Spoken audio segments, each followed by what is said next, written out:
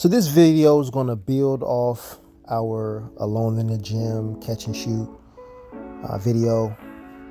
Here we're working on shooting off the dribble.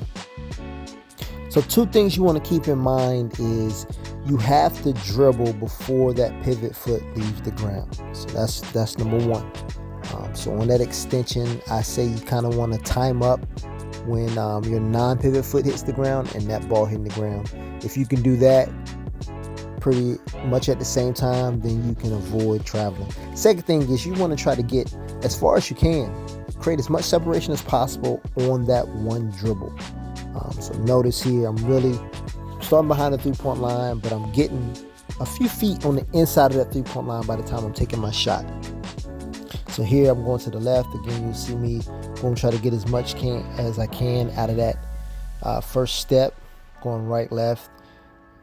One thing you notice, you'll see here, is I do a little bit of a negative step when I'm going to the left. So watch my right foot. Take that like step backwards. Some people are really against that. Some people aren't. I used to be really against it. Now it doesn't matter as much. I think you can still get by people. Most defenders aren't coming up and looking at your feet when you're going into your shot. You know, some people say, well, it doesn't look like you're going to shoot, but you're really kind of loading up to blow past people. So I don't get too caught up in that. So I really wanted to leave this up here because I'm actually going to struggle a little bit at this area. You know, I end up missing 3 shots in a row, and when you go through workouts, you're going to experience that, and it's great that you experience it in the workout because then you know how to deal with it in the game. You know, if you miss 2, 3 in a row in a game, you still have this mindset of, okay, well, I'll make the next one. Why? Because I've missed 2 and 3 in a row in practice before, and I just have this mindset. I know I'm be able to make the adjustment to make the next shot. I'm confident that I can make the next shot, and so I don't really like missing, you know, more than 1. You know, let alone 3 in a row, but I was able to fix it there.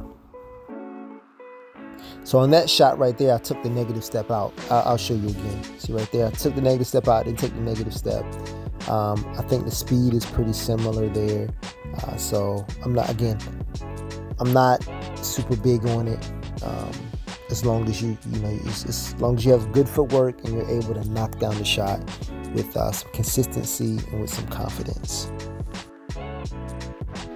This is just as much of a footwork drill as it is a shooting drill.